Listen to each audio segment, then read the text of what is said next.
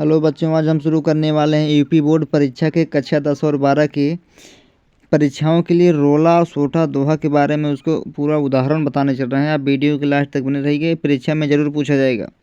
चलिए हम शुरू करते हैं। सबसे पहले जानते हैं रोला। रोला क्या होता है, रोला का परिभाषा। चलिए रोला का परिभाषा जानते हैं हम। शुरू करते हैं। यह 4 पंक्ति वाला एक सम मात्रिक छंद है। इसमें 8 चरण होते हैं। इसके प्रत्येक चरण में 11 और 13 विराम यति से 24 मात्राएं होती हैं, यानी 11 और 13 मात्राएं होती हैं। इसका हम उदाहरण दिखाते हैं।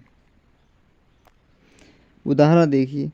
जीती जाती हुई जिन्होंने भारत बाजी, निज बल से बल मेट विधर्मी मुगल कुराजी, जिनके आगे ठहर सके जगी ना जहाजी, है ये वही प्रसिद्ध छात्रपत्र भूप शिवाजी। आपको ये वाला समझ में आ रहा होगा? नहीं समझ में आ रहा होगा, मैं बता रहा हूँ यही कि उसमें क्या बताया है। अभी यहाँ पे 11 और 13 मात्राएं होती हैं, 11 और 13 मात्राएं होती हैं, तो यही होती है। ये जो आपको दिखाई दे रहा होगा इसे कहते हैं गुरु। जो यश की तरह दिखाई दे रहा होगा ये गुरु है। जो एक पाई की तरह दिखाई दे रहा है उसका लघु कहते हैं। अभी देखो मैं गिनाता हूँ, 13 और 11 मात्राएं जितना भी होती हैं। जो यश है, जिसे हम यश कहते हैं, उसका मान हम 2 मानते हैं और एक का मान 1 मानते हैं। अब गिनाते हैं। जीती, जीती के ऊपर 1 है यश, यश 2, 2 4, 2 6, 2 8, 2 10, 1 11, 12, 2 14, 2 16, 2 18, 2 20, 2 22, 2 24। मैंने 24 मात्राएं बोली थी। देखिए यहाँ पे 24 मात्राएं हैं, यहाँ पे 24 मात्राएं हैं। 11 और 13 के विराम यति से मात्राएं होती हैं। 11 और 13 भी दिखाता हूँ मैं आपको। ये देखो 2, 2 4, 2 6, 2 8, 1 9, 2 11, यहाँ तक 11 मात्राएं हैं। 11 मैंने बताया था। 1 2 3 2 5 2 7 2 9 2 11 2 13, यहाँ तक 13 मात्राएं हो गई। और यहाँ पे लिखा भी है 11 और 13 मात्राएं, 11 और 13 मात्राएं के विराम यति से 24 मात्राएं होती हैं। देखो वैसे ये भी है सेम पोजीशन में। जिनके आगे ठहर सके जगी ना जहाजी, है वही प्रसिद्ध छात्रपत्र भूप शिवाजी। इसका तो उदाहरण आप लोगों ने देख ही लिया।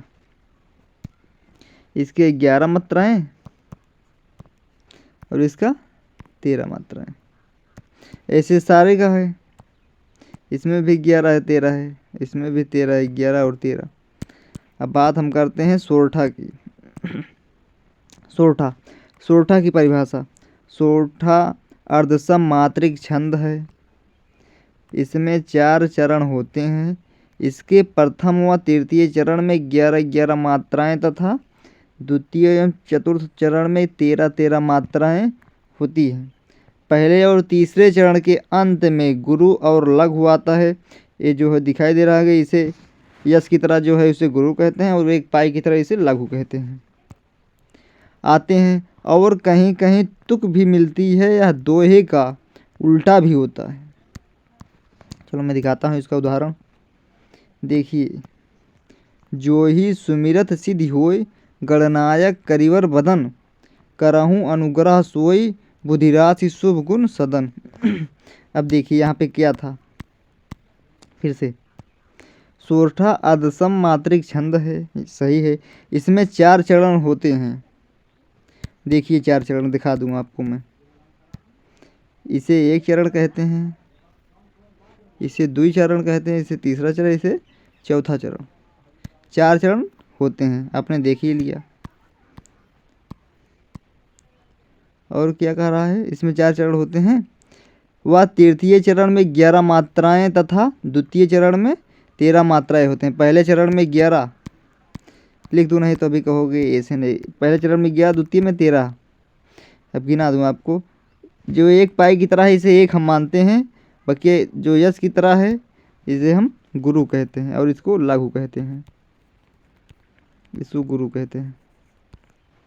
देखिए 1 2 3 4 5 6 7 8 2 10 1 11, ये देखो मैंने 11 बताया। इसको देखिए 1 2 2 4 2 6 7 8 9 10 11 12 13, इसमें 13 मात्राएं हैं जो मैंने अभी बताया। ये देखिए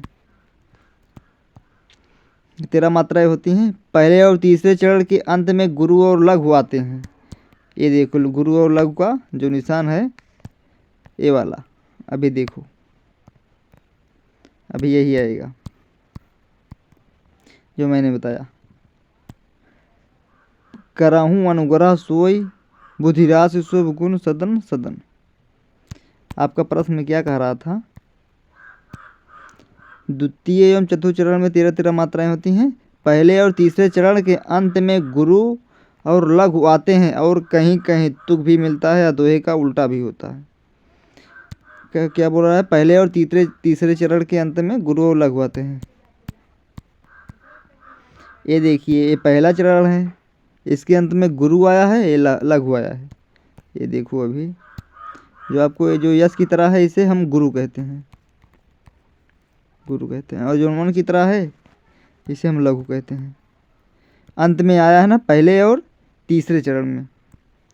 ये पहला है, देखिए ये पहला चरण है, ये दूसरा है, ये तीसरा है, ये चौथा है। पहले और तीसरे चरण में गुरु और लघु आया है। आपको समझ में आ ही गया होगा। अगर आप वीडियो को समझ गए होंगे तो लाइक सब्सक्राइब शेयर कीजिएगा, अपने दोस्तों के पास भेजिएगा। यूपी बोर्ड परीक्षा में बहुत सहायक प्रश्न है।